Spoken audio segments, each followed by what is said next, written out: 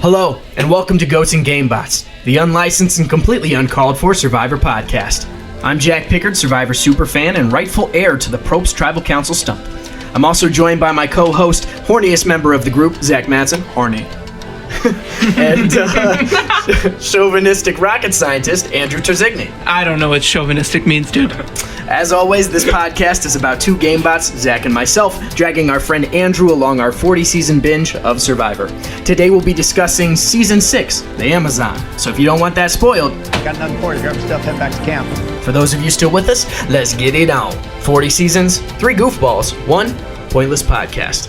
How we doing today, fellas? I'm really excited that we got the fact that I'm horny out in the first 30 seconds. Yeah. So we don't have to worry about that for the rest of the Considering this is a horny season. Yeah, this is a very horny season, so we needed to get ahead of it. That's true. But that's the last you'll hear from me about being horny. All right, That's a lie. Yeah, no. Probably, for this episode, probably not. But, Andrew, you didn't know what chauvinistic means? What's your best guess? I don't know, dude. We know who the stupid one of the group is. Okay, so we know there's a rocket scientist in this cast, right? Yes, Alex. Dave. Close. They have the same name. It doesn't matter. It's just different takes on the same name. And chauvinistic is just like really condescending, like a guy to a woman. Wow. Like, I know better than you. I am, superior. And you think that's who? I feel like every one of these intros. You've been slighted? I've just been hurted. I kind of rather like the things I've been given. So Yeah, keep he's it up, been very Jack. nice. Okay, so next one is going to be one just ripping Zach to shreds. And Wait, what? Really weighted in Thank you. Andrew's favor. Can't wait for Pearl Islands now, folks. For more than one reason, because it's a great season. It's a great season. But Go ahead and just skip right on over to the next episode. Yeah, we won't blame you. Yeah. But we just are coming fresh off of the Amazon reunion. We are. Yeah. How do we feel generally about this season? How do we feel about Survivor the Amazon? I want to start this off first by letting everyone know we finished this about like a week and a half ago, I think. It's been obviously a very interesting time with the pandemic going on. There's a lot going on, so we kind of took a step away and tried to focus on stuff. Jack went out of town. Andrew's been working more. So I just want everyone to take what I'm about to say with a grain of salt because I have a really terrible memory, even though this is the third time. Yeah, we're a little bit far removed. Yeah, but from what I remember, I really fucking enjoyed this season. I think I might have enjoyed it the most out of the three of us. Very pleasantly surprised. I didn't remember it being this good. And Rob C. Yeah, all I gotta say. That's that horny influence. Really loving this season because this is by far the horniest season that we've seen. Yeah. Even more than Jerry in season 2. I think that's the standard for horniness thus far. Jerry. Women are not allowed to be horny on TV. That's why it's okay in this season because it's all the dudes being horny. Yeah, that's true. And How dare a woman have sexual attraction? The interesting thing is the babe debates have already happened. Like when we get to that point in the episode, at Tribal Council, there was a live babe debate happening for the male tribe this season. That's right, so they've already kind of had the discussion for us. So it might not be as lively as it was then, or Yeah. maybe it'll make it even more lively. We got more content to go off of. So who knows? If you've watched this season, then you probably already know who the babe of the season is. And if you have not watched this season, I don't know what you're doing here. This is a Survivor podcast. You should have watched Survivor together. Get out of here. But yeah, the other thing worth mentioning, I guess, before we really get into this is we got more cords and microphones and I have headphones on right now. yeah. So I don't. Okay, so we're working towards an actual setup I'm gonna for take our a picture podcast. right now. It will be posted on Zach's socials. Put your thumbs up so they know that's happening right now. There it is. So that was taken live during the podcast. We'll put it on the Goats and Gamebots page for anybody interested.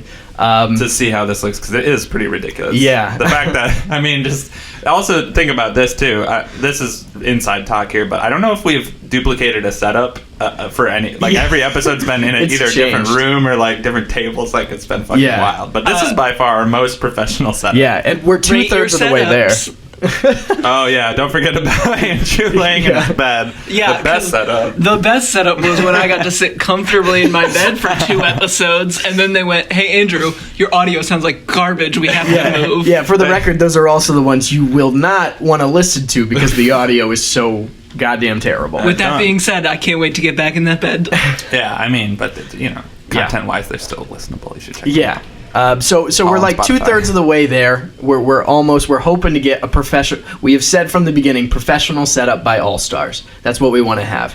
It only seems right. Yeah. Because And- that's when Survivor gets their shit together. It's time for us. Yeah, the podcast is on the same sort of trajectory as the show. So, I expect by David vs. Goliath, we're putting out straight bangers. If we're on the same trajectory as the show, we should have been a global phenomenon by now. That's true. Where's my Emmy? No. We should each have at least 2 Emmys at Yeah. this point. That is true. Instead, we have one listener, and it's our friend. Hey, Brian. Yeah, Hey, Mom. But yeah, My mom so doesn't listen to this. I think it's probably time that we actually start talking Hold about... on, I need people to know Big Brother. Okay. that we start talking about Big Brother. We duped you. Yeah. You thought. This whole episode cannot hear any sound effects. Yeah. That's right. So when you guys headphones hear the for you. loving sound effects, Yeah. I won't know what they are. So I hope you really enjoy them. So this one right here? I don't know. I don't Got know. nothing for you. Yeah, Andrew can't... that was a got nothing for you? Yeah. It was a Rudy I don't know. So, Oh, got nothing Yeah. for you would worked too. 'Cause, Yeah. I mean, Yeah. you guys got nothing for me Yeah. as far as So sound here's what we're effects. going to do. But I guarantee you will get this one. Ready? I'm going to play a sound effect. Guess what sound effect I'm about to play? Johnny Pots and Pans. Me, Johnny Pots and Pans. Yeah, nice. Go See, on. I knew it. It's our default bit. Honestly. We So, walk around the house saying, "It's me, Johnny Pots and Pants," all Johnny the time. Pots and Pans, Yeah. you know me, you love me. You knew But me yeah, for 20-something days. so just to help Andrew out, when the soundbite goes off, I may or may not repeat it. Yeah. I'm I'm just probably gonna- going to forget at some point about this bit, but I'm going to Yeah, we're going to try to keep up. that. Yeah. I'm just gonna laugh at every time you press a button on the soundboard. I'm gonna it's go. hilarious.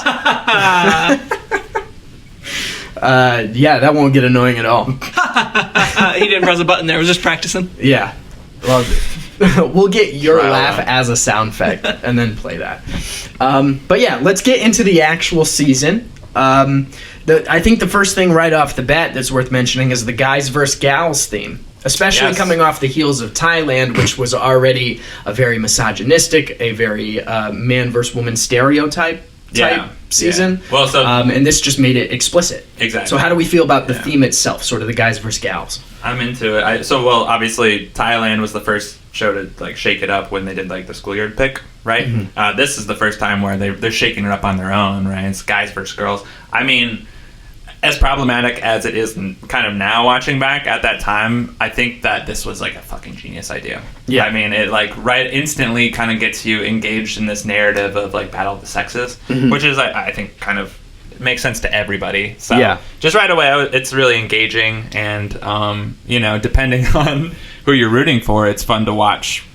Yeah. Whatever tribe, especially when they're talking some shit, to see them fail or to see a different tribe, like seeing the girls succeed is cool to watch. Watching the guys fail, Yeah. awesome. Also vice versa, there's like a lot to offer depending on what you think about gender.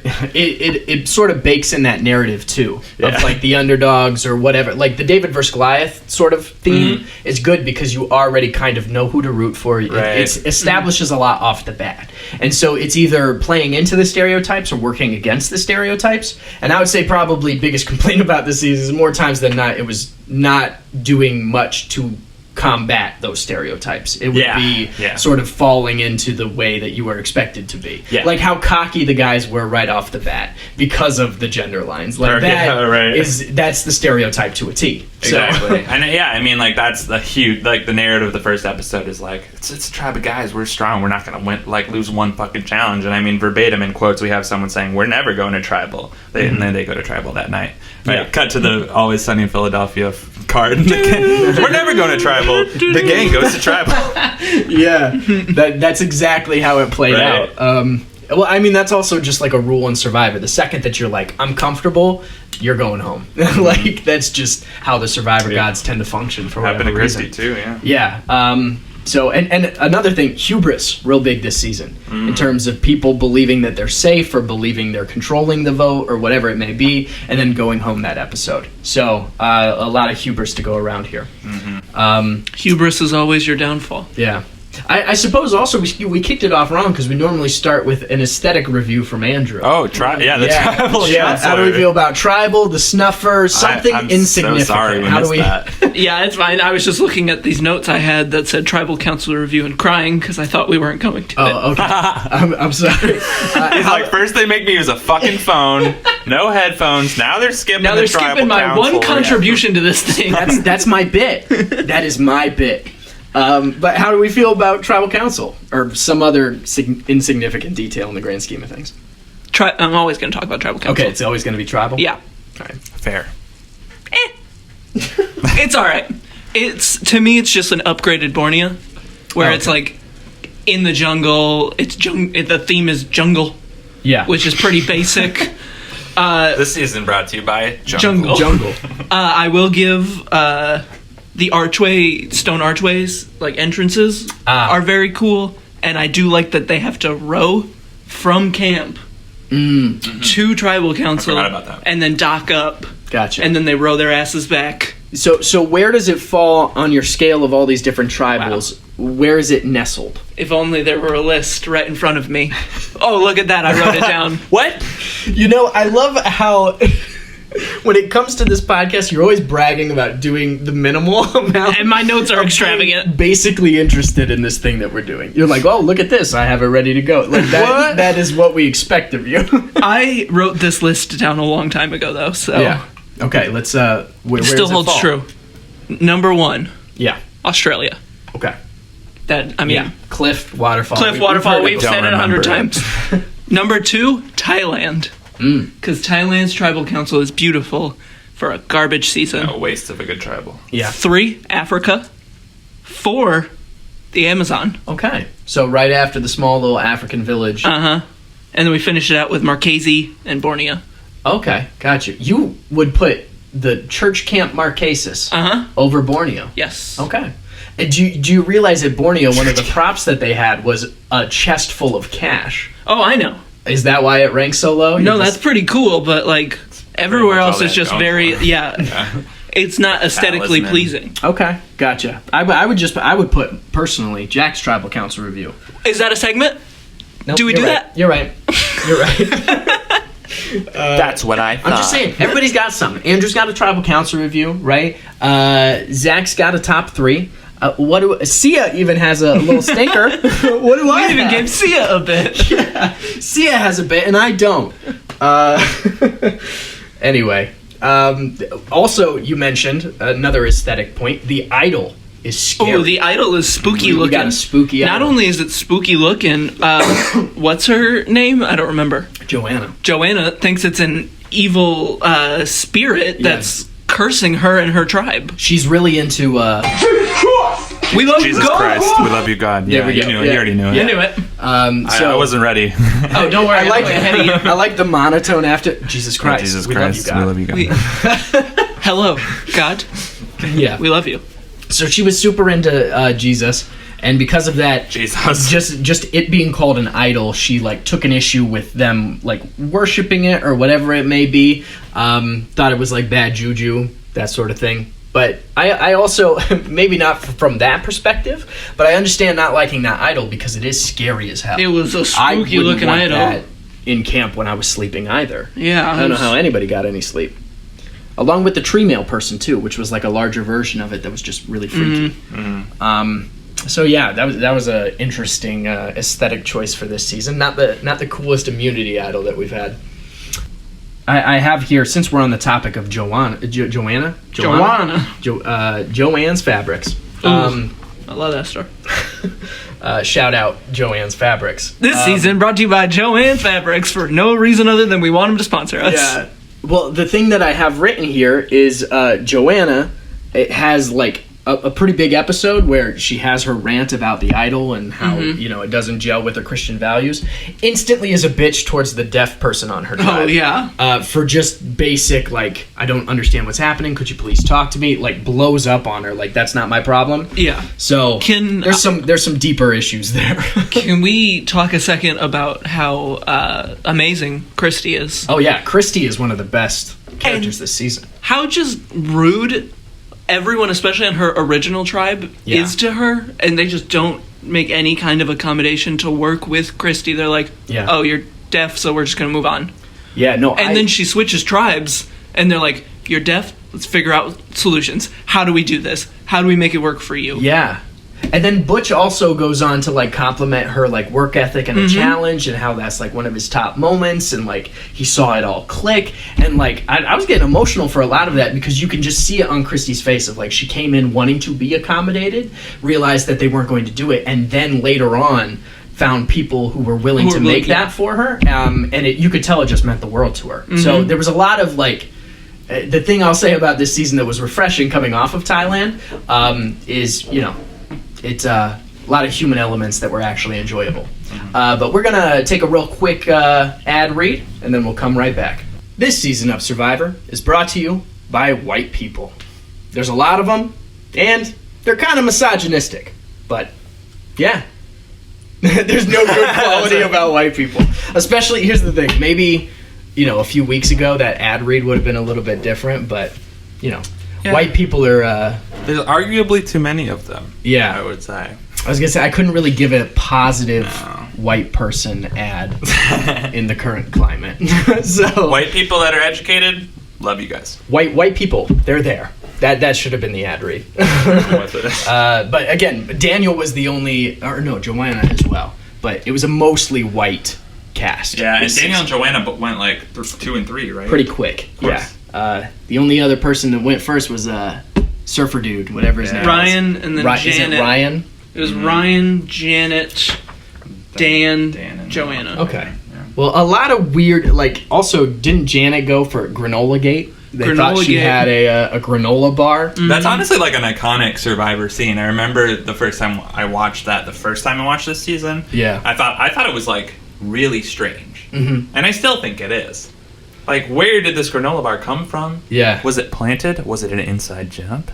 Oh. Probst. We've got questions. Yeah, tinfoil hat time. I'm not one for conspiracy theories, but also on it was Jeff. Janet's vote, I wrote down, and granted I need to take better notes, this just says so many different votes. So I'm assuming there were a lot of different votes. See, no, it felt like a season 1 vote. I wrote it down specifically. 4 different people got votes that tribal council. Yeah. I put what gives. What gives? Like, that's the interesting thing, is we're at a point where when that happens, it's so shocking. It's like, did you guys not plan anything? Like, what? Y'all going in blind? Like, that's such an amateur move at this point in the game. And I think that speaks to how far the game has come since season 1, when that merge vote, the most votes ever, different votes received. So, yeah. Another thing about this season, we are at season 6. How dare somebody come on this show without ever seeing an episode? Who Matt said he had never seen an episode. Right. Kudos. It worked. Man. Apparently, he got really far. To the final 2. Yeah. But, like, how dare you come on it without ever seeing an episode and not knowing how it works? I mean, I feel like there gets to a point where it's like all super fans start playing this game, but I feel like for a long time we're going to see people who are like, I don't really know what Survivor is. Yeah. I'm watching up, we're always going to get them. It's just like, I wouldn't go on Wheel of Fortune not knowing how to play Wheel of Fortune. It's like Gabe, who's never seen the show. He just knew that it was about like coming together and starting a community. And yeah, like, right. Utopia. Right? Imagine somebody... I just like sharpening knives. I have a passion for sharpening knives. Machetes. And creeping people out. Yeah. But imagine somebody on The Price is Right.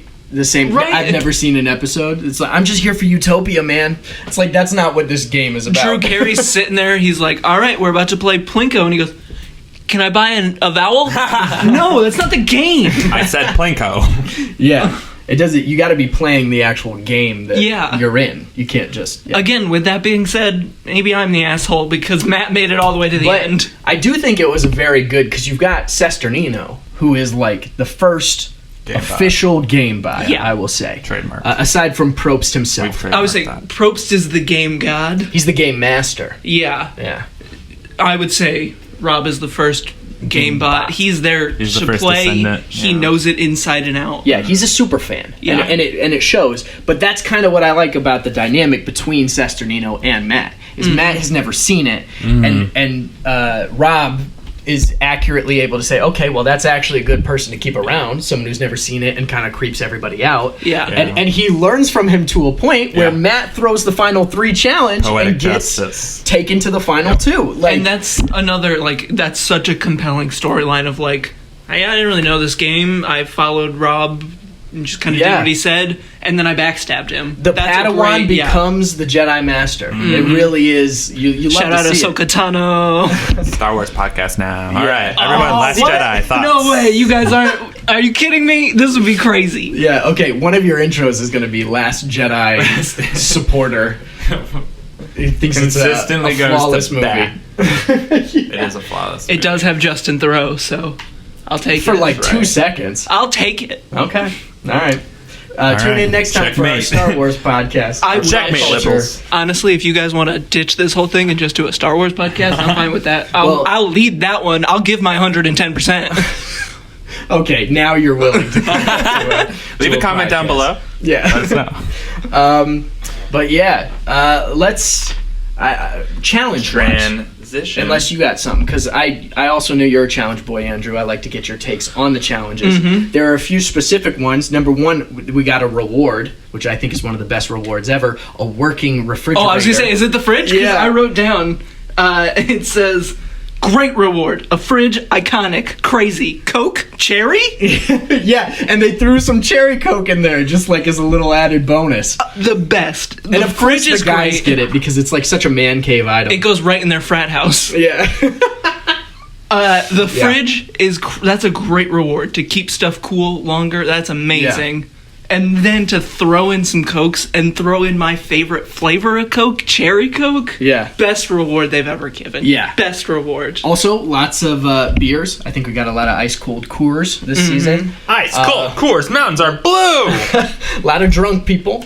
A couple of other like really cool challenges. The log roll one, where like you get 2 people on there and then they have to kind of like feel out the other. It's like a duel situation. That's like a really good challenge. That was cool. That shows back up like pretty deep into the Survivor.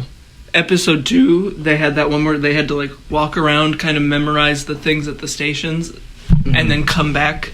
Yeah. They had to like memorize like what's here, and then they had to come back and be like, how many sticks were in the pit? Yeah. That was great. That was a cool Big challenge. fan of that one. It was just something I hadn't seen before. I don't know if we ever see it again. Yeah. But it was different. We got our first shuffleboard challenge as well, which is I always like those. Yeah, ones. that was I think great. they're pretty good. And I think probably the most iconic moment to come out of a challenge is the classic "I will take my clothes off for peanut butter and chocolate" What? moment.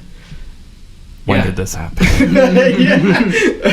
No idea. Some- As the Something horniest perked up. member of the group, I cannot believe you guys have been How holding was this I back. not informed? How was I not informed?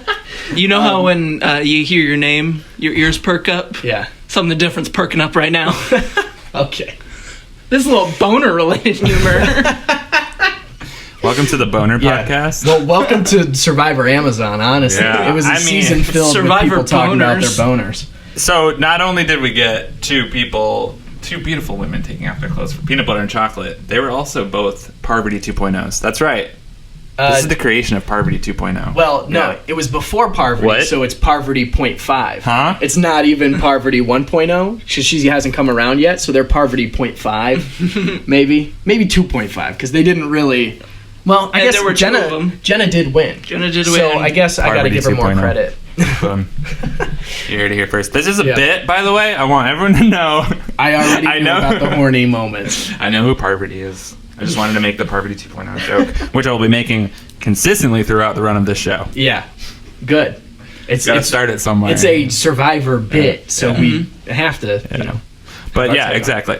Sorry, were you gonna say something? Just real quick, my favorite challenge moment happened in episode 1 when the men had that the gigantic balance beam lead Huge. against the women. It was a that sizable, like 3 or 4 minutes ahead of them. Yeah. And Ryan and Dan. Oh, I was gonna say Could- Tyler and Skylar. I didn't know their names. I was like, what is it? It's like Braden and Tyler Hayden. and Yeah, Braden and Hayden could not, for the life of them, walk over this 10-foot beam that is 3 feet off the ground So they had to keep scooting. Yeah, they're like scooting like a dog with worms across it, and it's so funny. And they blow in this huge lead to lose this challenge. It's amazing. And like after all the shit talk, the whole episode of them being like, good, strong, especially those two, they were like we're so cocky, we're chauvinists. Yeah, we're word of the episode. Yeah. That's just the title of the episode is chauvinist. Chauvinist. Andrew learns a new word. And it's chauvinist. That's a bit. Every episode we teach Andrew a new word. I don't understand that word. Andrew learns the word. Andrew learns a word. No, let's go back to that challenge where the girls take off their clothes for no reason other than the fact that they take off their clothes. No. Just Propes wanted to see some titties. Yeah, so with this, we were just talking about right before we started recording, and like when he presents it, he's like, do you guys want to jump off for this chocolate and peanut butter? And they say yes. What I blacked out for obvious reasons, but why? Well, how did they get to the taking clothes off? I think what had happened was they had offered to take their clothes off. Jenna was like, I would take my clothes off for chocolate and peanut butter, and lo and behold, Jeff has it. Real quick, before that, Sesternino says, Probst, get these girls some chocolate and peanut butter. And so Probst goes back in his little boat. I love he's just kind of has one foot hanging off the side. He's just casually on a boat watching them, and he's like, give me 1 second, and he like goes back, gets chocolate and peanut butter, and goes, all right, it's time to pay up. And then they drop trowel.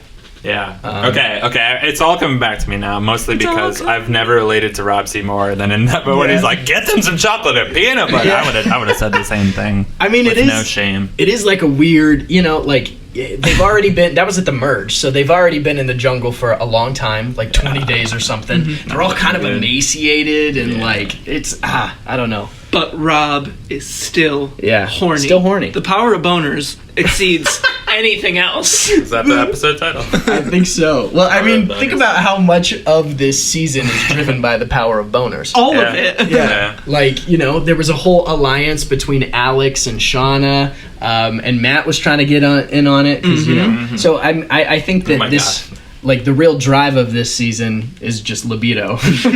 Matt's a very touchy-feely guy. Yeah. I mean, like, right away, I don't know if he actually thought, like, he had a shot with Shauna or not. Either way, he was touching her a lot, right?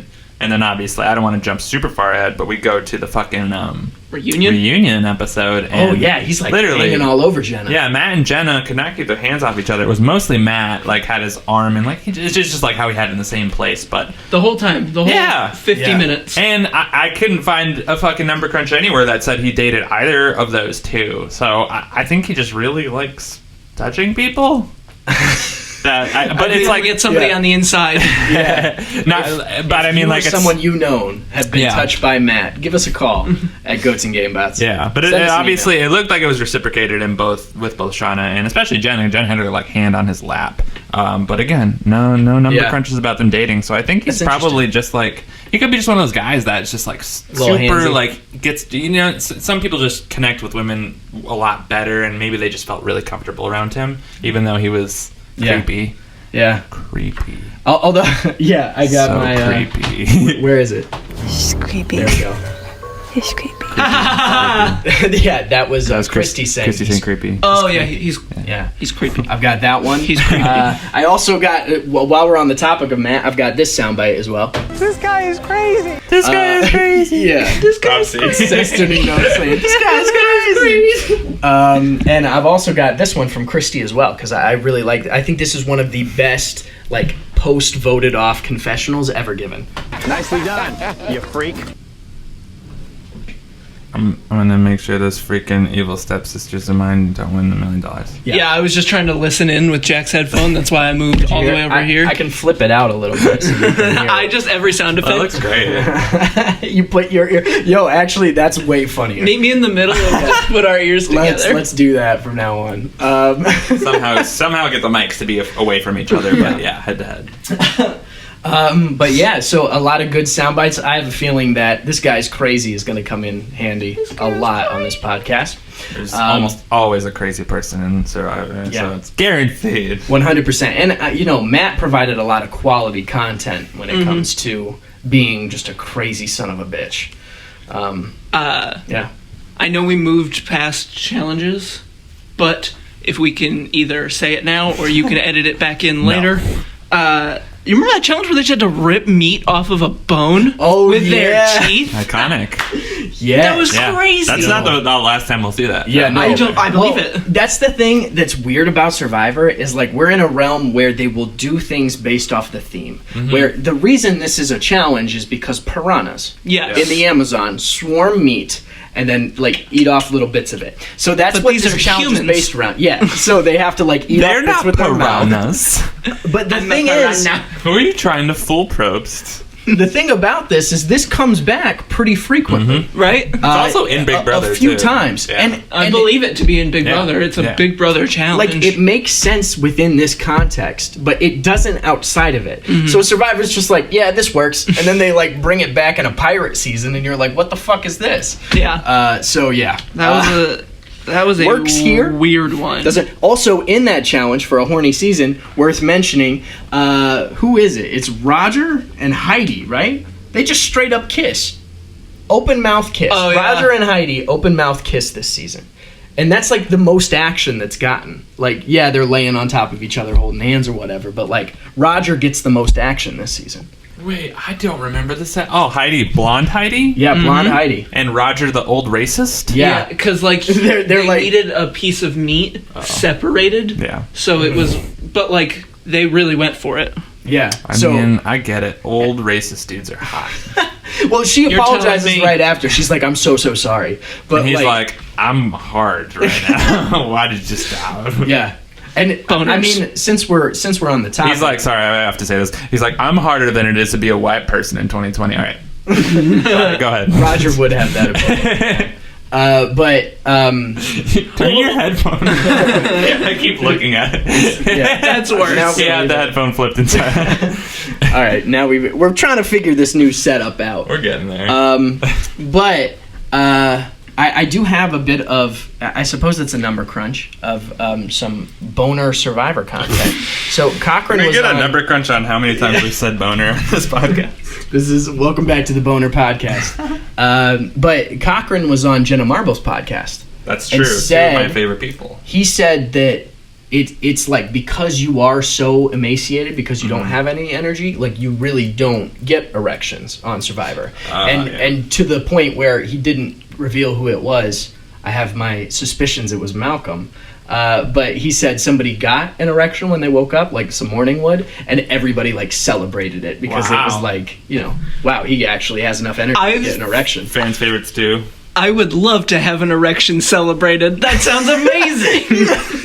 Yo, Malcolm, you got a boner. What? Oh, yeah, dude, everyone check this out. The whole And camp's everyone like, goes "Yeah." nuts? Yeah. That sounds awesome. Well, that's what I mean is like, that's why I think it's Malcolm, because you would celebrate a Malcolm erection, but for like a John Cochran erection, it would be like gross, man. yeah, right. Like, get out of here. Just because Malcolm's hot doesn't mean that his boner's better than Cochran's boner, okay? Yeah. Well, Don't on, judge a guys. man by the size of his boner, but by the color of his character. is that how that? Yeah. But I mean, top relevant. top 3 boners in Survivor. Top 3 boners. All right. Yeah, We've lost we all gotta of our get off. listeners at this point. We got to get off the boner talk. Yeah. So there's no number to crunch, by the way, right? No. It was a bit. I'm right. sorry. I gotta specify which bits are bits and which are actual number crunches. That was a bit number crunch. Okay. Hey, I take your job seriously, so. Since I don't think we've ever. You almost didn't hear that. I was perfectly ready to move on.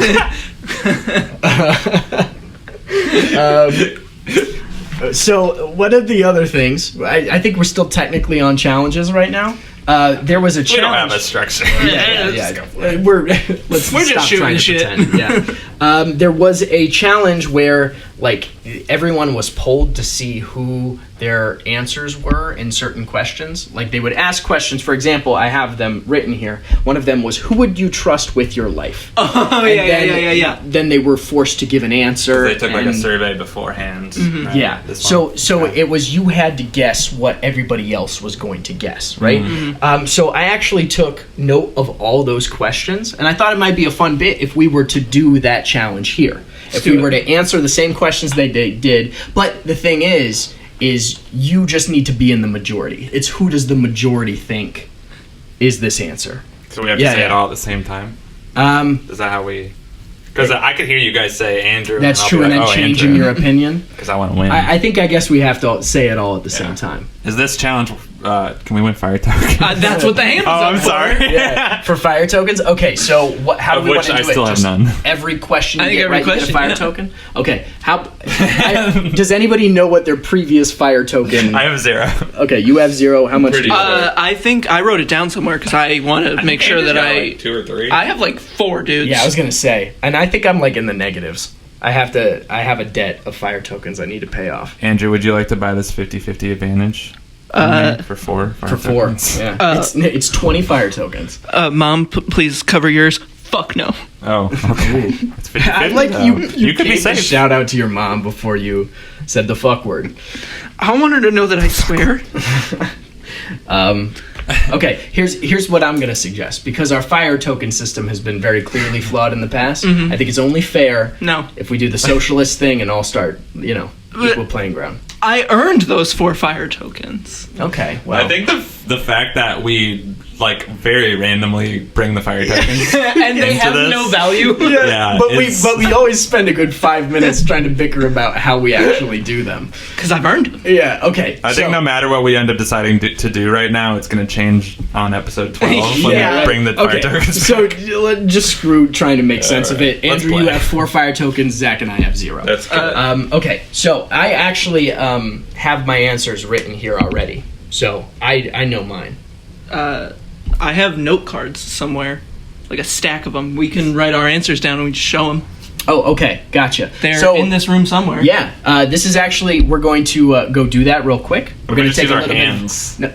No, it's much easier to do that. Let's So take we're an ad gonna break while we figure this out. we're gonna take an ad break, and when we come back, we're gonna do this extremely prolonged game and hopefully win some fire tokens. This season of Survivor is brought to you by Viagra by Rob. It's just Heidi. Right, because Because she can put Viagra out she of could put business. Viagra out of business. So could. it's literally just Heidi. Mm-hmm. The season brought to you by Heidi, I guess. Yes. By a Viagra substitute, Heidi. Yeah. So we took a little bit of a break here. We actually got our shit together a little bit more for this upcoming challenge for fire tokens that we're going to do. You put fire tokens on the line and we are in it. Yeah, right. We needed to take a break, regroup, and now we're coming back. Just to recap what we're about to do in a little bit better of a way, hopefully. There was a challenge in Survivor this season where you had to answer how you thought the group was going to answer. There are 7 questions. It's normal. And so we, out of the 3 of us, have to decide who the majority thinks the answer to the question is. So we have separately written down our answers, and for every question we get right, we get a fire token. Mm-hmm. Right? Yes. Is that Yes, what we're sir. doing? Yes. Yes, Okay. sir. Which should be easy Yeah. considering the majority. It's going to be hard to not be in it. Yeah. You got a 50-50 shot. Yeah. Well, no, because it could be any 3 of us. Oh, that's you true. can vote for, That's you can true. vote for yourself if you think All that's right, how we'll be it right back after we do the math. After it takes us a long time to crunch numbers. So 33% chance. all right, so I am going to tell you what the question is. Yes, sir. And you are going to tell me what is on your piece of paper, and if you are, if we real quick tally who the actual majority is based off our answers, and then if you're in it, you win a fire token. All right. Minute. So the very first question: who would you trust with your life? Out of the 3 of us, who would you trust with your life, or at least what would the majority say? Zach, you first. I'll go first. I said Andrew. Thank you. You're welcome. Andrew, what'd you say? I said Andrew. Oh, okay. A little bit cocky. Not that I don't trust either of you with my lives. Yeah. I know I can be there. Andrew's Yeah. really got his shit together, and he has taken care of at least one of the 2 people in this room. Yeah. For serious things that Also, we don't Yeah. talk about. I was very confident that Jack's answer was going to be me. Yeah. Well, Given previous experiences, Yeah. so I went on a limb and I was like, I want this fire token. I'm gonna say myself. You helped me that time I went to the hospital, but Zach gave me really good advice once. So Yeah. Right, you're right. Maybe more than once. yeah. Probably more. I've only ever given you bad advice. No, so. I did say Andrew. So that's 3 for 3 on Andrew. I guess you're the most trustworthy. We all get a fire token there. I just knew no one was going to say you or me, so. Yeah, right. I wouldn't. Don't take it as a compliment, Andrew. I'm just trying to win. Yeah, it's really your competition for that. Not that steep. Some of these will be interesting. Green is green. I still got that fire token. Fire tokens are actually like a beige, like a light tan. Metaphorical green is metaphorical green. Okay, yeah, you're right. I just had an idea. What if on the fire tokens, instead of dead presidents, we had like Survivor players past? Yes. Like Boston Rob is on the $5 fire token equivalent. Or every fire token's got a different survivor on it. Yeah. So there's a lot of legends. Ooh, yeah. Can all of mine have Kelly Wentworth? Yeah. Can I just make duplicates? Well, that's the other question is because somebody's got to be the $1 bill, and somebody gets to be the Ben Franklin. So, how do you weight your Survivor currency? That's true. But This is a conversation for yeah, we're in the middle of a really challenge trailing here for off fire tokens. Yeah, this is for reward. Yeah. The second question: which tribe member uses sex appeal as a weapon? Zach, you want to kick it off? Is it me? Okay. I'm wearing awfully short shorts right now. That is true. Yeah, you haven't seen these fucking denim cutoffs he's They are cut in. off. Yeah, they're great. Andrew, what did you say? I said Zach. Levi's. I also said Zach. Hey, I will take this as a compliment. Yeah. Because I care way too much about what I look like, and also about if women think I'm attractive. Yeah. So just like that makes sense. But again, I think it's a compliment, yes, but that's also because Andrew and I don't give a fuck. Yeah. So it speaks more to how terrible we are. Do you think I could use any of this as sex appeal? I think you could. I think you got just a man have. bun going I do now, got this that's, sexy man bun. I think you have more pride than I do. That's really what it came down to. Is like who has the least amount of pride. Yeah. Like I'll wear a crop top to ruin a girl's life. No problem.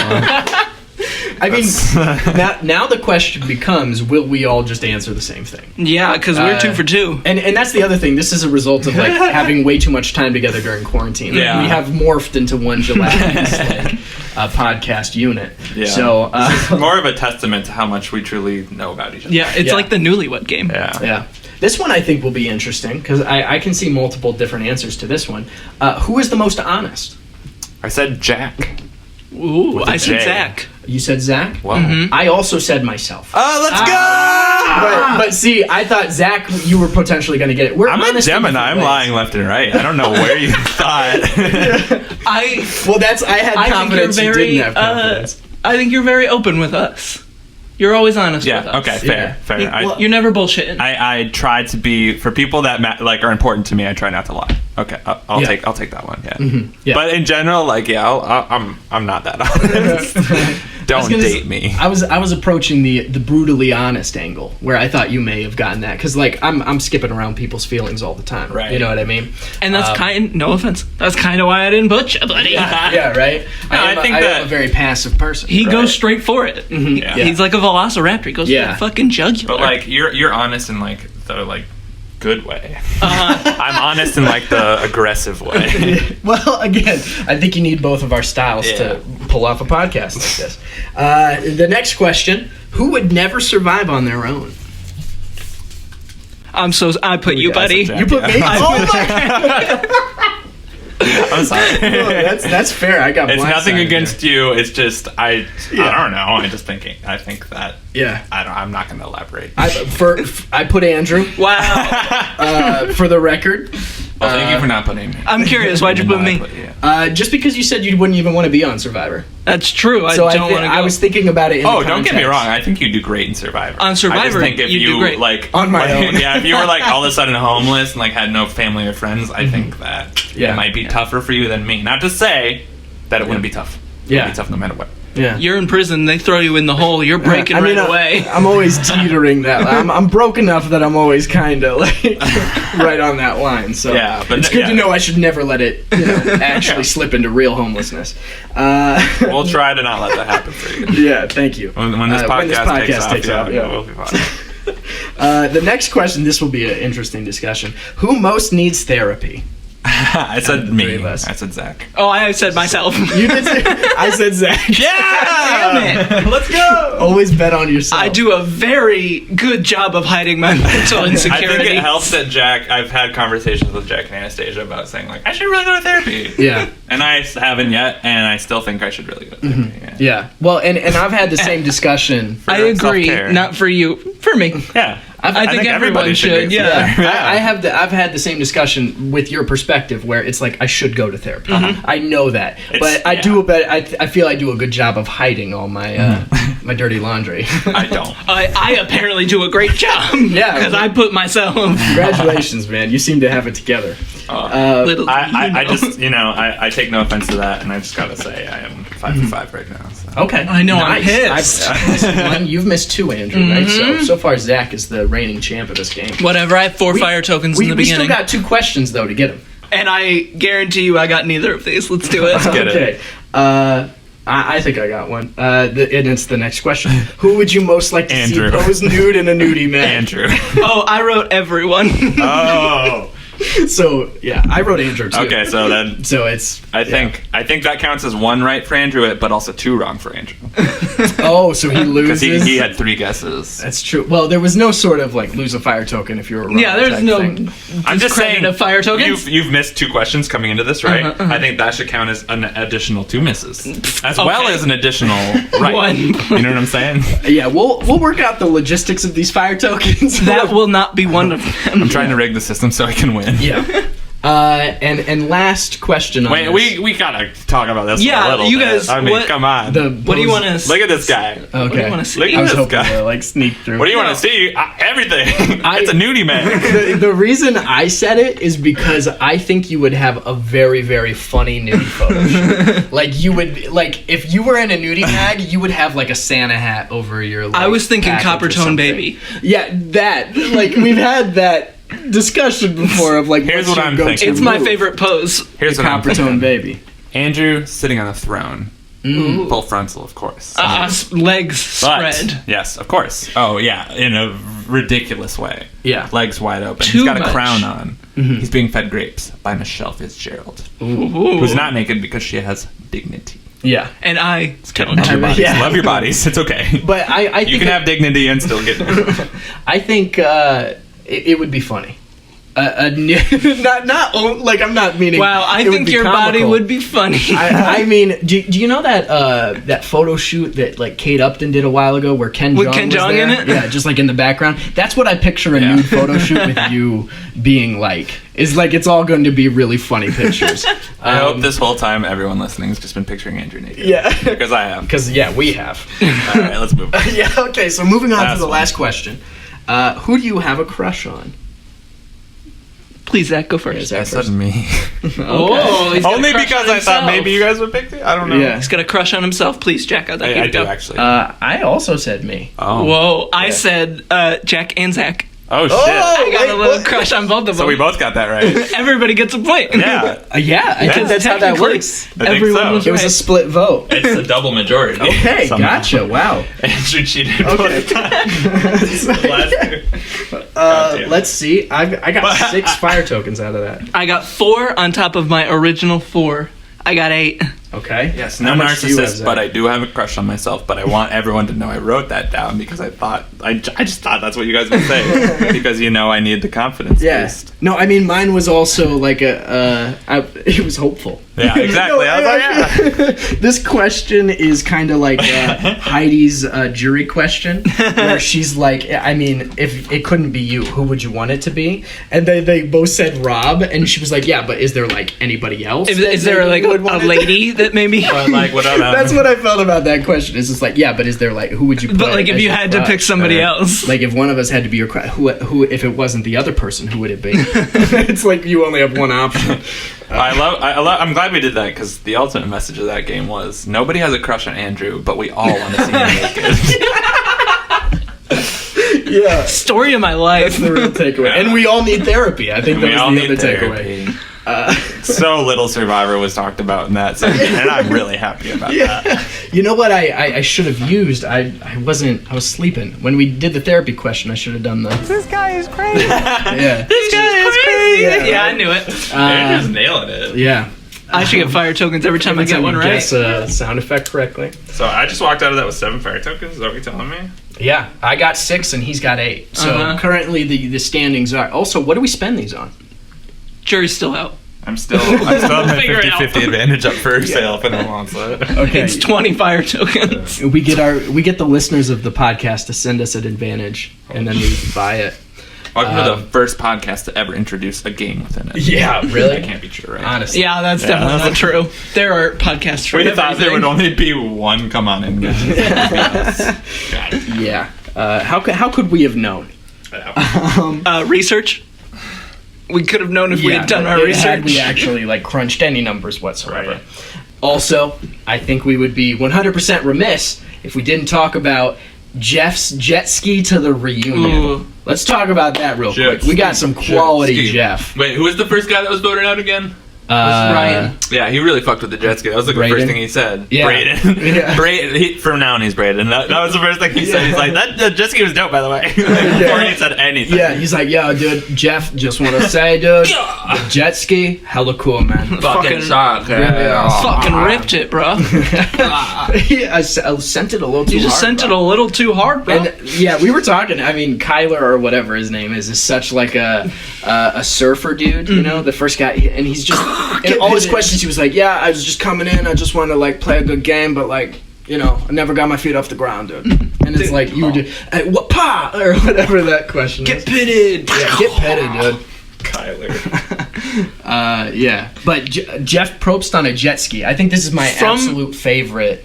From the Amazon to New York, never stopping for refuel, but stopping to admire the Statue of Liberty. Yes, because Jeff's a patriot. Jeff is an American. Yeah. God bless the USA. Yeah, no, he stops for a second, looks at it, and then veers off. And then my favorite thing, then he just hops on the subway. Yeah, and then he's just all right, I guess I gotta he's get on in the New subway. York now, and he's like, I still, I can't take this to the Ed Sullivan Theater. I gotta hop on a subway to get there. I'm not paying for a cab. I'll get stuck in traffic. I just get on the subway. I'll get He's there. a man of the people. Yeah. He'll ride a jet ski all the way from the Amazon, but at that point, He'll he's get taking on the subway. He's not getting no Uber. I love in this universe that he has a jet ski capable of fueling itself for that long, but it can't also grow legs and walk on land. Yeah, right. You would think. Yeah, it's like a chitty Also, chitty bang bang. I like jet that ski. it's growing legs. Yeah, it and grows not, human legs. and it walks. not, I don't know, wheels. No. Yeah, no. You gotta walk in New York City. There's too much traffic. It's like an auto. It's a transformer. Yeah. How do I avoid Grows traffic? legs. My jet ski with human legs attached to it. It's just walking him to the. It's side street legal. Yeah. You know when General Grievous has all of his arms extended and he's moving really fast Yeah. at Obi-Wan Kenobi? Yeah. It looks like that. Well, welcome back to the Star Wars podcast within the podcast. But yeah, no, that was my favorite. I mean, there was that other time where I think it was the Marquesas where he took a cab to Central Park, which was cool. But this blows it out of the water, man. The jet ski, oh my goodness, it's got to be one of the coolest Jeff moments ever on the show. That's a peak Jeff moment. For sure. And he's hanging out of helicopters consistently. He stay hanging out of helicopters. You do. Mans does not give a fuck. He'd just be standing on mountains by himself. Yeah. Sometimes. But I think this is really the ramp up to the Jeff that we know and love, because we've already seen a little bit of Pearl Islands, and I think we're all in kind of agreement that that's peak Jeff. Peak Oh, Jeff. definitely. Jeff peaks in I hate to season 7. I hate to say peak because that means it's downhill from there because he It's- obviously gets better, but it's he like a peak. plateaus. It's like a peak. Yeah, it's like a peak Yeah. moment where he kind of hits his stride and just. He's like, this is never what come I down need in to my be. opinion. Yeah, exactly. Yeah, we really, I don't know what it is, because we kind of lose, he goes into host Jeff, and there's a little bit less of backyard barbecue Jeff, right on Borneo, they were starting to tease the whole Jeff's a character. Jeff's fun. Yeah. part of He's it. become more of a voice of reason as opposed to being he's on this adventure with you. It's Yeah. he's the one you answer to. Yeah, and But I think that we talked about it, Thailand is the turning point too, because he openly does not like the people, so Yeah. he's allowed to have an So, opinion. can I piggyback off that? Yeah. Because that's so. In Thailand, he starts to come out of his shell and start showing emotion, but it's because he's fucking annoyed, right? Yeah. But in this season, he also comes out of his shell with emotion in a fun way, because I wrote here giddy/happy Jeff. And I think we talked about, we're like, I think he's so happy because this is not Thailand. Yeah. He knows this cast is like so much better. So I think we get like just this sense of Jeff really enjoying this season as well as getting into the groove, which is cool, like a cool combination. Yeah. To see the growth in both of those. I also wrote down a note that says cool stepdad Jeff. Oh. We got the stepdad vibes, like real hardcore this season. Yeah. Because we were talking Good. about it, if I wrote it down. I mean, that's like I don't remember why I essential wrote it to the down. Probst, Yeah. the Probst image. Also, a key moment in the jet ski with Jeff. Jet ski with Jeff. Yeah. A Jeff ski. Oh. All right. That Episode title. Yeah. Soaking wet Jeff Probst. That's a great episode title. Wait. Jeff ski. Jeff Ski. Anybody listening is going to know exactly, or who has seen the show. Like, the jet ski, in my opinion, that's like top 10 most iconic moments for this show. I'll go ahead and put it on the line right now. Easy. Of like, Jeff riding a jet ski is like top 10. It's so great because it's so devoid of the actual game. Yeah, it's just real fun. Yeah. It's silly. Like when this aired, I don't think anyone was like, "This is sick," Yeah. but we love it because Yeah. we've watched so much Jeff. Oh, Yeah, man. it's exactly what Love this to see podcast in particular needed. This group of people needed that Jeff ski moment. Jeff ski moment. Yeah. All right. If we have nothing to talk about, do you have something? Yeah. There's just one more because there was a lot of natural elements in this one in terms of like, they were like, when you jump into the water, swim fast because crocs are there. And there was like, starving. But the big thing is the fire. Oh, yeah. Butch's fire. Butch's fire that accidentally burnt down the camp. And Jenna's pledge jacket.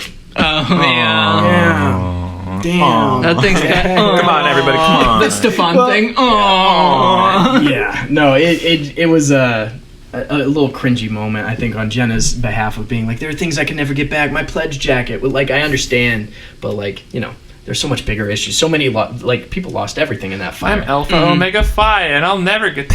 Yeah. And I think Butch is a real underrated character this season, just because Butch's dancing added so much to the season. Oh, yeah, when he was losing Butch it. rules. He was actually nice to Christy. I think if Sia love were Butch. giving out awards Yeah. at this point in time, Sia would give it to Butch. Yeah. Because Butch is Butch the is man. like such a nice guy. Ledge. The editing Yeah. on that particular fire sequence is amazing. So, like, they set the logs and they keep the fire going, and then they go off to the reward. Yeah. And on the beat, poof, the log falls, and you're like, oh no. It's like a tense moment. And they yeah. come back and it's on fire, and then they edit between the fire happening And like them having and fun. then the reward challenge. yeah. And it's kudos to the editors on that scene. That Yeah. was I was gonna crazy say, you good. do have that editing perspective. Yeah, in so- case you guys have forgotten, Andrew's a professional editor, so take what he's saying seriously. Yeah. But I agree with you. I think like as the seasons go on, I mean, it Yeah. gets to a point where the editing is just so sharp and perfect. But obviously, it's clunky right now. But like Yeah. it's really picking up. Yeah. Well, speaking of that, I mean, I think this is a good transition. What do you think about, because winners edits are a thing, you know what I mean? What And so do you, are villain what is- edits. yeah, right? What do you think about Jenna's edit? Or what do you, I guess this is just kind of like a winner review segment of like, how did you feel about Jenna as the winner of this season? We talked about this when we watched it however long ago. But I like Jenna as a person, and especially post the reunion. I feel like Yeah. this was really a teaching experience for her. Yeah, you could tell she's young at the beginning of this, and she has taken a lot away from And the she learns experience. from it, yes. Yeah. Which is, like, that's amazing. And I like her a lot more post the reunion. Watching it, I did not like her. Yeah. I thought, and I didn't like that she was the winner when I felt more deserving winners, especially when she said on the last episode, tomorrow I'll say goodbye very happily. Yeah. Like, she was Yeah. just the whole time, to me, felt like she was like, I don't want to be here anymore. I want to go. yeah. And Well, Jeff said it in the reunion too. She kicked it in at the end, and she won. This Yeah. isn't discrediting her win. No. She deserved it. Yeah. Everyone who wins, I think, deserves it. But to me, I didn't love her. Well, It took me a episode long time to be able to say what you just said about Yeah. anybody winning Episode deserves it. 13 I think it was Sesternino called her whiny and sick. Mm-hmm. And I think that, like, we did go through a phase where, I mean, also when you think about, she was kind of a bitch to Christy. She was mean to Christy, There was that, like, mean girls mentality about, like, you know, and also, like, it was stated explicitly in the reunion where they're, like, the cute girls go off by themselves. Yeah. And then there's, like, Dina and, like, you know, Jean or whoever that's, like, not a part of that group. So, and that's what I mean, too, about, Dina like... found her way in it. Yeah. She's smart. Yeah. But that's what I mean about, like, the theme, while I get it, a lot of the stereotypes were just proven. Yes. And a lot of people didn't do anything to combat them. And in my opinion, it would have been a better season had the people stood up against the stereotypes or done something other than, you know, the guys being cocky jackasses and chauvinists and, like, the cool girls being, like, teaming up on the deaf girl or the outcasts. You know what I mean? So it's inevitably a tricky thing because people who are falling into those stereotypes you don't want to see win the game. Yeah. And also, it was Rob's season. You know what I mean? Like, Rob was the one driving the action. Yeah. Like, we got down to, like, the final 5, 6, or even 7. And we were like, if anybody besides Rob wins, it's not as satisfying as a Rob win because he's the one that's driven this season. He's playing it from... He's much like Kathy was our driving force of Marquesas. Yeah. Rob is our driving force of this one. Yeah. He's our main character. And I was actually going to compare it because Vesepia is another person who really turned it on at the end. But she's a much more likable person, in my opinion, than Jenna. So, like, you know, you empathize a little bit more, or her win doesn't feel as much like a rug pull as it might Jenna. Yeah. So. I think, I mean, all these early seasons, like, all the winners are a lot like that. It's kind of like they don't really catch fire until the end. I mean, I think Hatch is really the only one I can think of who kind of had control the whole time. And even then, like, everything I say about season 1, I say with a grain of salt because there's no gameplay, really. Yeah. But, like, you know, that's, like, such a common trend because you see, like, Rob C and Rob Mariano both, like, really hot. Like, Rob Mariano, of course, burned out a little earlier than Rob C, but it's, like, when you're playing the game that whole time, I feel like it makes it even harder to win. Whereas, like, modern day Survivor, it's like if you're playing from the get-go, you have even a better chance to win because everyone else is playing from the get-go. Yeah. But, like, I think, Jenna's win just kind of falls with the trend of these early seasons, which I don't think is necessarily bad, but yeah, it's just like, it's so spelled out. It's like, if you see someone, like, just dissecting the game like Rob, he's not going to win. But doesn't mean they're not going to be fun to watch. Yeah. I did think of something when we were talking about Jenna being a winner. I obviously... How do I put this? I get a lot of vibes from Jenna's, like, overall game. A lot like... It feels a lot like Michelle's win in Korang. In a way, because everyone looked at her, like, everyone looked at Michelle in a very similar light that they looked at Jenna, from what I can recall. Obviously, in 2 different eras of the game, but it's like, you know, Michelle. But even Jeff's attitude towards both of them, of being like, you know, you could tell Jeff's rooting for Aubrey and Jeff's rooting for Sesternino. Exactly. Like, but it's like, it's an interesting parallel because they both, I think they, you know, I mean, Jenna beating Matt in a landslide is very different than Michelle beating Audrey and. Aubrey in that 1 vote, right? Did she win by 1 vote? Yeah, I'm not sure, actually. I don't remember. Either way, I feel like they both sort of, in a sense, you know, left that season feeling like I didn't deserve my win, right? Yeah. Maybe not Jenna as much, but everyone's going to say, like, this was Rob's season. So there's very similar parallels, and especially, I hate to admit this, but after I watched Korang the first time, with the very little Survivor knowledge I had, I didn't really fuck with Michelle. I didn't really like her. Yeah. And it was because I didn't understand. Well, also, Survivor does this thing where it's a game about social bonds. Exactly. But only, like, even Tommy, like, I mean, we'd know that one because you've seen that. But, like, it's hard to portray a good social game. Yeah. So when somebody wins with a good social game, you're kind of like, oh, that person's, like, cool and all, but, like, I don't understand the facets of why they have won, you know? Yeah. And so it's difficult for Survivor, editing-wise, to communicate that. So inevitably, whenever a social player wins the game, it feels a little bit lackluster as opposed to, like, a game body person. Yeah. That you can tangibly say, like, these are their moves as opposed to these are their relationships. And you mentioned it, too, where this season kind of became a popularity contest. Yeah, it like, really even did. If Rob got to the end, who knows if he would have taken it, because personally I feel like the jury would have been salty. Like, who else was playing the game like that? Dina, maybe? who maybe would have appreciated Rob's perspective, but that's the thing too, is that nobody was playing the game. Like, well, not nobody. Thailand, nobody was playing the game. Yeah. Here we had people playing the game, and like some people picked it up at the end. Yeah. But like we had people playing throughout. So basically, what I was getting at was you're out there for so long, you're going crazy, and I mean, not everyone's like me, but I know when I'm like uncomfortable, I'm complaining a lot. It's just kind of how I voice my discomfort. And I think like the big parallel I'm picking up between Michelle and Jenna is the way that, so they're framed in this way that they aren't always, right? I think that the editors tried to pick those moments where they're complaining and show them to us, so we would think like, oh, you know, this person is this way, when in reality they might not, you know? Yeah. Because, I mean, we saw it was clear, like, Jenna is a very smart person. She learned from her mistakes. Obviously wasn't perfect out there, but I remember, like, when we were watching, I remember Andrew being like, yeah, Jenna's, you know? Yeah. And I think, like, for whatever reason, not for whatever reason, it's like, you know, the edit really drives the way you think about someone, but I think it's cool that we were eventually able to see that she is a good person, and obviously Michelle is fucking one of the coolest people to ever play Survivor. Right. So, but my message here is don't always trust the edit, you know. People are good or bad whether they're being edited. Yeah. Don't judge a winner by their edit. That's pretty good. Title. Yeah. But I also think that, you know, again, it's hard to do a social game. So, or it's hard to portray. It's hard to edit a social game, right? I Because can imagine. you gotta inevitably spend more time and figure out how relationships happen.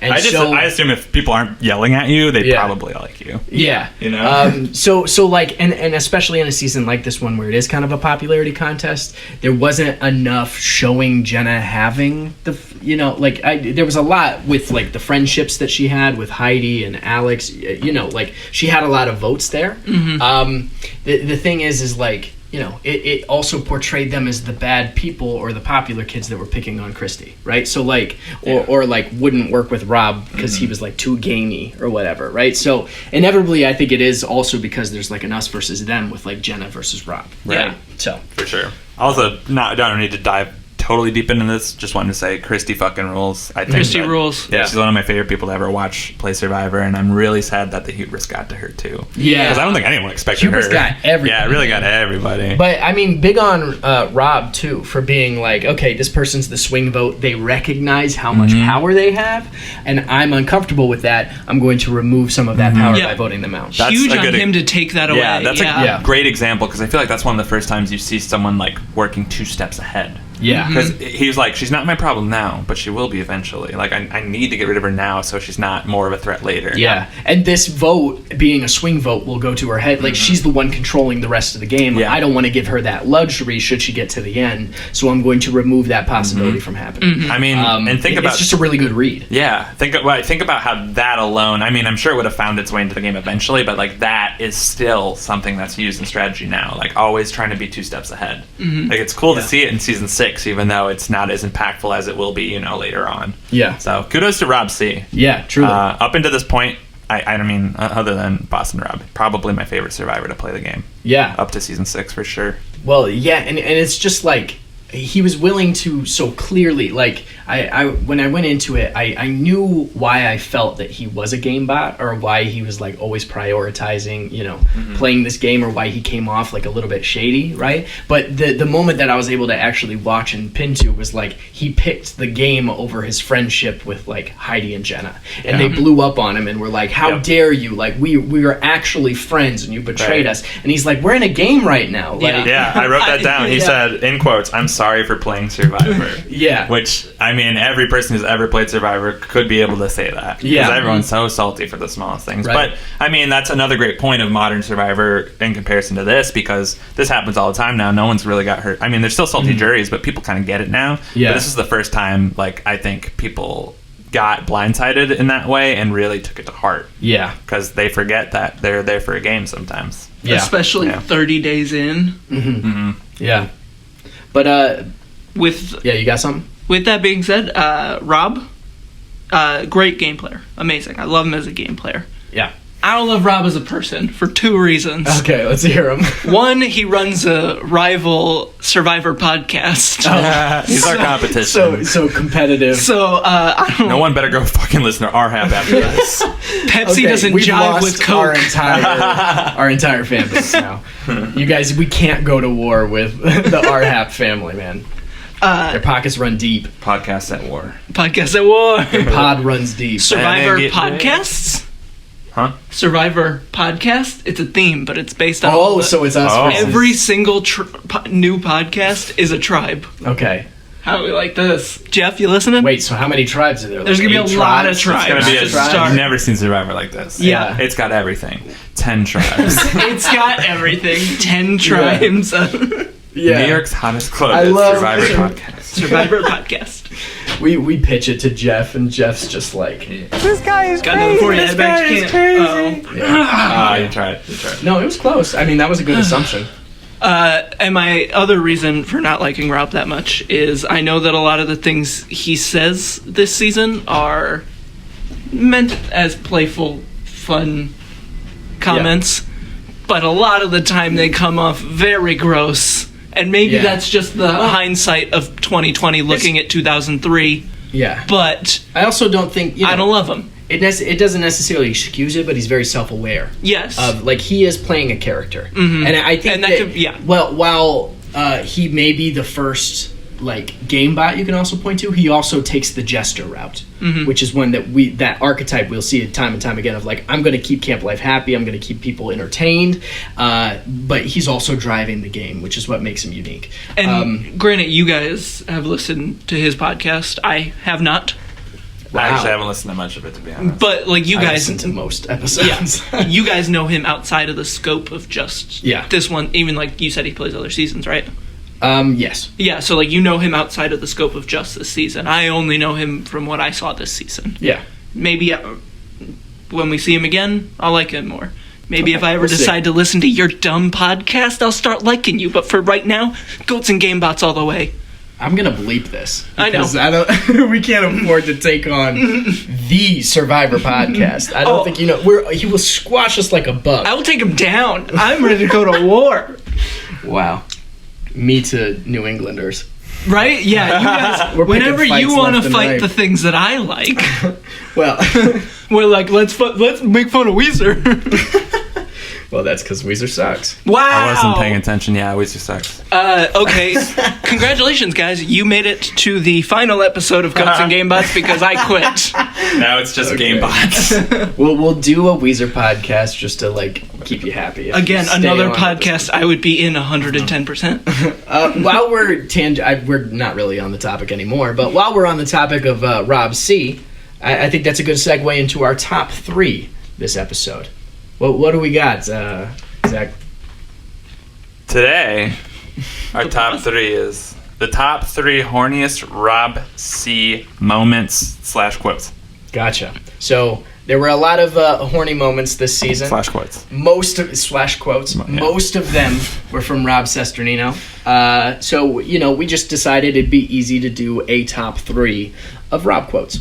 Who wants to kick it off? Do you want to, as the horniest member of the group? As the Should be no horniest question. member of Zach, the you group. go first. Yeah. It's so the reason I wasn't paying attention when that like Weezer thing happened is because I found a number crunch that said this has nothing to do with Rob, but it does have to do with horny. A challenge during the season in which Jenna and Heidi removed their clothing ultimately led to a cover shoot and nude pictorial in a Playboy spread. With the both of them? Yeah. So What?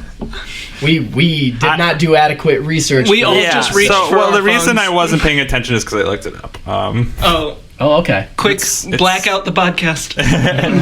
We're gonna take I a just real quick ad read. Yeah. This reminds me a lot of with Brian and his wife. How badly we yeah. wanted to see that Yeah. adult Oh, film. yeah. Yeah. So I went out and I found the Playboy pictures. If you guys want to see them, they're pretty nice. No, what were we don't talking want to about? see them. Okay, so I know that we just introed our top 3, but something important just really came up. So we have to take a real quick ad break. Yeah, we and gotta we'll go. be back in just a second. We'll be back in like 30 seconds. This season of Survivor is brought to you by Jenna's Rockin' Bod. Heidi too. Holy moly, Jenna! I get this podcast that hosted by 3 fucking dudes is going off on a tangent about hot girls. Oh man! Remember when I was like, hey, I think this is going to make for a much more lively babe hunk debate, though. Do you remember a second ago when I was like, well, I don't like some of the things Rob says? Yeah. I get it now. Anyways, I'm sorry. Yeah. This happens to me a lot. I don't know how to compose myself, especially when it comes to the opposite sex. Anyways, so back to the top 3. Yeah, top 3 horniest Rob C moment. I'm so ashamed. So mine was... We took a hard turn. God. This is the horniest episode yet. I mean, we said it. It's the horniest season. Yeah. All right. Horniest episode for the horniest season. Exactly. Fittingly, my moment has Rob talking about Heidi and Jenna. It's a moment where they're talking about how, like, you know, skinny and emaciated the two are because they're starving. They call them what's the name? Sticks and twigs. So Rob's talking about it, and he says, well, you know, I'd catch fire if I saw sticks and twigs rubbing together. I was like, I've never related to Rob C. more. That's something I would say. Yeah, you know? That is especially with the context of the ad break. Exactly. Well, and it's just so funny. Like, he's talking about how they're like literally like dying before his eyes, and he's like, they're fucking hot. Yeah. Because Rob C. is every man. It somehow brings it all together. Yeah, it's very good. All right, so what you got, Andrew? So my Rob C. moment. My horny Rob C. moment comes in episode 5, and it's about Jenna and Shauna. And he goes in one of his confessionals, well, Jenna and Shauna walk around naked. I won't cast a vote their way till the merge, I promise. Which is crazy. If you see them naked, I'm not going to give you a vote. Yeah. Show me some tits and you won't get a vote. I mean, I think, priorities in the right spot for sure. Right? And my horniest Rob C. moment comes from episode 8. He's playing like he's kind of like making bugle noises with his mouth, and somebody calls him out, for how bad it is, and he says, "Oh, my apologies, I haven't tuned my bugle in 28 days," which is just the perfect masturbation joke. I think name a better one. I think that one probably goes over a lot of people's heads because they probably think, oh, he's really talking about his fake whatever. Yeah. But no, it's incredibly witty. Yeah, it is a smart one. So I have to give it to him. That was like, you know, I'm sure he also repeated that one like 8 times for the camera. I get the sense that he said something. You need me to do a better take? The reactions, like you can see let me try it this way. Yeah, you can see people rolling their eyes, being like, "Oh, this joke again. Oh, the sticks and twigs thing." But like we're like, Rob. Okay, so that's our top 3. I think we should begin the highly anticipated for the horniest episode of the Goats and Gamebots What if we podcast. just didn't do it? What if we just skipped it? Our season review. No, I mean our babe and hunk of the season. Who's the hotties? I'm gonna get really fast. My babe. I'm sorry. No, please go. I just wanted to get mine out of the way because let's hear it. I'm tired of being horny. Aren't we all? I know, right? Babe, Jenna. I think Jenna's smoking. Also an Aquarius. We don't need to get into that. It's my favorite sign. And then my stud, Rob C.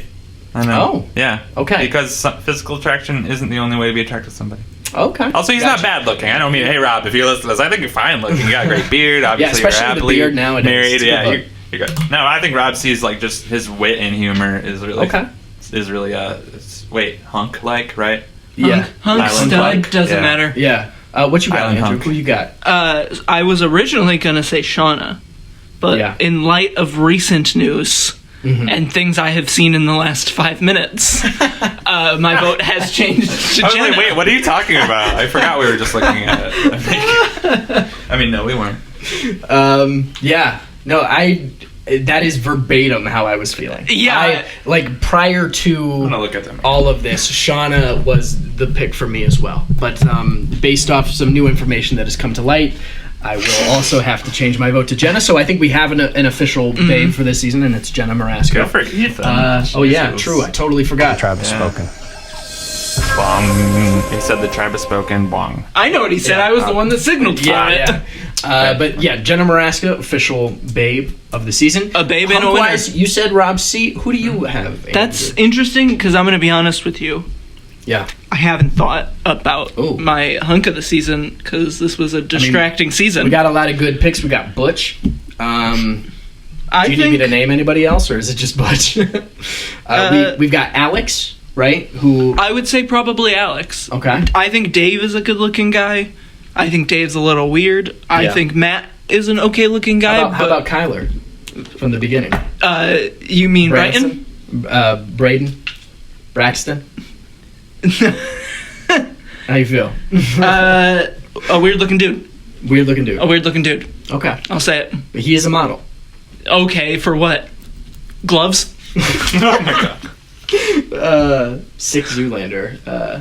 He does have a hand model vibe. I was thinking Friends. Oh, okay. Because Joey finds his You know I've never identical. seen Friends. Yeah, that's true. You've never Wait, seen guys, I'm sorry to cut you off. it. We were talking No, about it was Friends, really important. So I was looking at the pictures. I'm gonna look at them again later tonight. I was, God damn it. I was trying to do a little bit of just like research about more of it. Is that what we're calling it nowadays? Yeah, research. No, I found out Jenna. So if you guys don't know, Jenna and Ethan Zahn from Survivor Africa go on to date. They did a And Mary, right? yeah, they got married. Yeah, that's right. Yeah. They were married. They were together for like 10 years. But they did a shoot for PETA where they're naked. They have leaves covering their private parts and genitals. And it's are covered. good. But it's for PETA, and it says we'd rather go naked than wear fur. And yeah, Wow. Ethan's looking good. Well, I mean, that's Yeah, an he official is. hunk, So is right? Jenna. I mean, you love to see, when you think Yeah, about it, true. first power couple of Survivor is, you know, we give the official babe to Yeah. Jenna, and we give the official hunk to Ethan. Though But- they are quickly dethroned Yeah. 2 seasons later. Well, I'm going to say I think One. we have another Oh, wait, two. power couple this season because my vote, if it's yours, I mean, the person I'm going to advocate for this season as the official hunk is Alex. Yeah, I I think would Alex vote is a Alex. hunky dude. Fair. And this is outside of the Survivor canon, but goes on to marry Kim Powers. True. Also an official babe Official of the season. babe. So this season is really big for giving us our power couples within the Survivor universe. Season's quintessential. Yeah. I mean, just 2 seasons, we don't- get the whole Rob and Amber. Don't forget about Ethan and Amber. Ethan and Well, currently, that is, I guess They- that was probably They the kind of first were the first official. power couple. currently Wow. going strong Even though in they weren't together 2003. very long. Yeah, because Interesting. a Leo and a Scorpio just doesn't work. Wow. Okay, so during this time they were still dating. Yeah, currently going strong in 2003. Wow. Okay. So I guess that was the official. Wow, we really slighted them. But I mean, here's the funny thing. Ethan has been involved in like 3 different power power couples. I in mean, the look at Survivor him. Canon. You didn't see that picture on Zach's computer, but whoo, Yeah. he's a hunk. Oh, When no, he I- has- I when can he- use my. I have an imagination.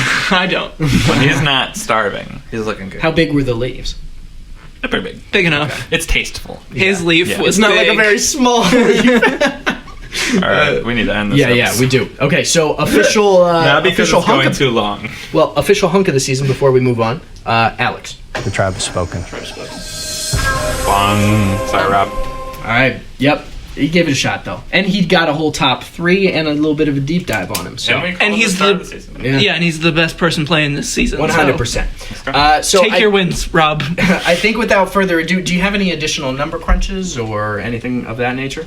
I've kind of like. I mean, I think the best number crunch was the Playboy. That's all true. we Yeah, really need. we've already gotten our good number crunches out of the way. The only other one I came across that was like pretty interesting was because I was trying to find out what like had Matthew and Jenna dated because they were very touchy feely. Yeah. No, they did not. There's no record of them having been together, but apparently. In 2002, this is super strange. I don't think anyone saw this one coming. In 2002, Matthew was named one of People Magazine's top 50 bachelors. Whoa! Wow. Yeah. Well, you Good came for into that him. $100,000 around. That's true. So yeah. Also, the last I read about him, he's single now. So That's it interesting. clearly didn't work out. Yeah, well, he didn't even. He was not even a discussion in the hunk of the season. So, I mean, he's like a good-looking You guy. said He's that? just like Yeah, I said creepy. he's a Yeah. good-looking guy, but He's he's a good-looking creepy. guy. He's creepy. yeah. Okay. Creepy. That's fair. Yeah. Creepy. She's creepy. He's creepy. The piano. He got both of them.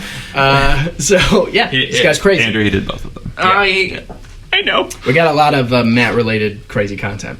But without any further ado, I think it's time to wrap up the horniest episode of Gates and Gates and Game Gates Beats? and Boobies Bots. Yeah, I'm And sorry, I got those Playboy pictures on the It's been a long quarantine. Yeah, kind I'm of, only going to have those pictures on my yeah. mind. I feel like honestly that brings up the rating of the season for me. If it gave us just the culture that. Right. But yeah, I think it's time to launch into our season review. Zach is the horniest member. I think it's only fair that you go first with your pitchfork scale. Appreciate that. Pitchfork scale. I think this is the first time we're getting one of these. It is an 8.6 best new season. Oh, It's wow. a new season, but We know, we get it. Yeah, that's high praise. yeah, it's best new reissue. So and if I'm not 8.6. Mistaken, this is the top season that you've seen so far. This is the highest rating. This that is you've the given. highest rating I've gotten so far. Wow. I think the second one is Australia 8.3. Okay. Yeah, I'm Gotcha. keeping track a little bit, but Yeah. not trying to look at it too much. But yeah, this is my as far as we've gotten into these early seasons, this is my favorite one so far. Okay. Wow. Wow. What'd you like about it? What'd you dislike? There was this challenge where Heidi and Jenna had to take the clothes off for peanut butter chocolate. And I hated it. And I hated it. No, I think it was a very good cast, even though it was fumbled a lot and a lot of misogyny was shown because of it. I liked the men versus women battle of sexes thing. Yeah, they're trying things. They're trying Yeah. new themes, that sort of thing. Yeah. Rob alone is credited for at least 5 points of my 8.6 rating because he's just really fun to watch, especially from the perspective of a game bot, watching an early season and somebody doing so well for the first time. So yeah, and as far as things I didn't like about it, it's an early season, it's clunky. Yeah. There was no real specific thing like Thailand, which had 20 things I hated, but Yeah. really, really good season. I really enjoyed it. Awesome. Andrew, how about your coconut system? 3.5 coconuts. Out of 5? Out of 5 A coconuts. decent scale. A decent one, yeah. Very nice. I agree. I like most of the people, despite how a lot of them were portrayed. But I think that went along with this is the theme of the season. Yeah. This is the point we're trying to. It's more of drive an edit home thing than Yeah. a Thailand I where liked- you just don't have anything to work with. I like to believe it's more of an edit thing. That Yeah. So let's hope. Yeah, we'll see. Challenges were great.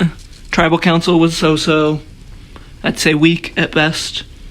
3.5. I love so equates how to much equal. weight, or- yeah. And for me, on my mashed potato scale, I think it's only fair to give the horniest season of Survivor a 69%. The horniest number. But I also think Horniest that that actually kind of works ideal because that's where I would place it about anyway. It's it's not quite to the C range, but Question for you, sir. yeah. At what point does your mashed potato scale, does it become certified mashed?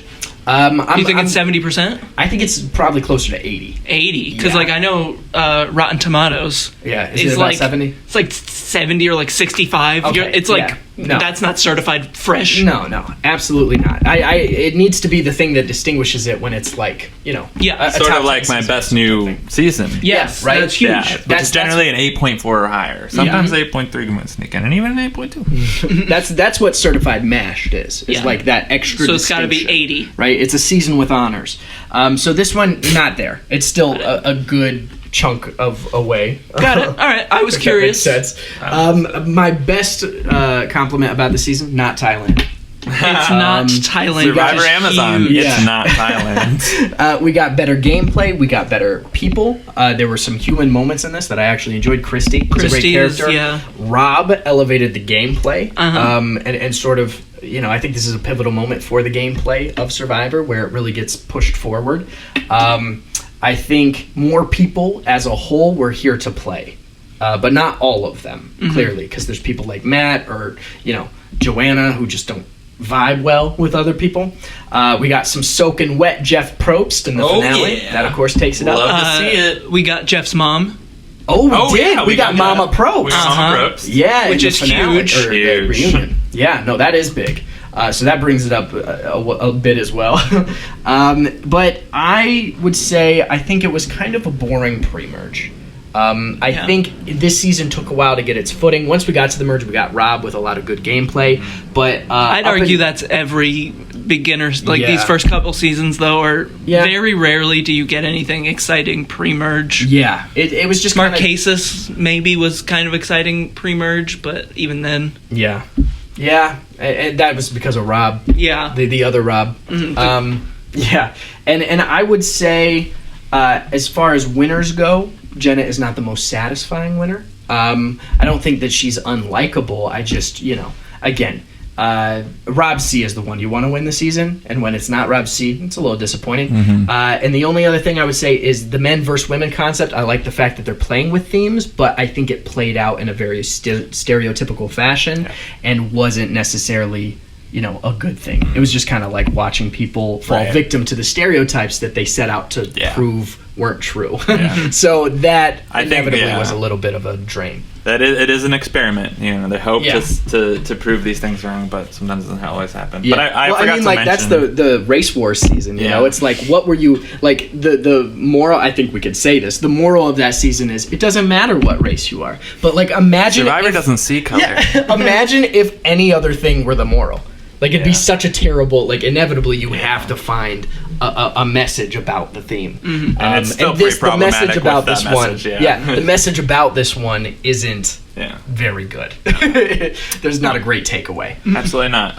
Also, I forgot to mention about the whole Battle of the Sexes thing. Again, it didn't work out perfectly, but that payoff when the two tribes finally merged was so worth it. So watch for that alone. I'll also say that because the men won the first 2 or 3 challenges or whatever it was, and they were riding that high of we can never lose or whatever it is. Yeah.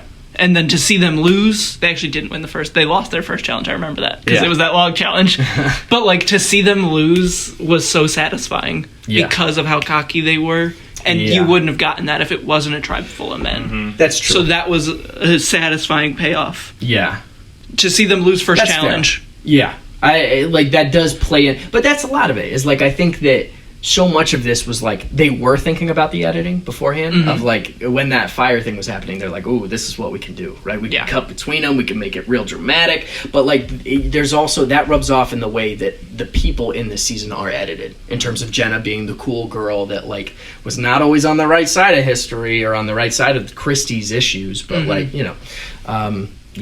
So, but anyway, it's not the worst season. It's good. It's not Thailand by any means. I'm very thankful for that. But it's also not Pearl Islands, which we're going on to next season. So it's right. 69% is the correct rating, I think, for it, despite the funniness surrounding that number. And then 6.9, good. Yeah. 3.5. But yeah, that is our review of Survivor the Amazon. Thank you guys for sticking with us through all the boner jokes and horny Rob C moments. We really appreciate it. Next episode is going to be about the Pearl Islands. Andrew, we got a bit of a taste for what might be coming in that episode. How we feel? It's great. It's great. That's it. And pirates, baby. Yeah, no, it's great. It's great. It's great so far. All right, and with that, grab your stuff, head back to camp. We'll see you next episode. Oh, hey, oh, hey, oh, hey.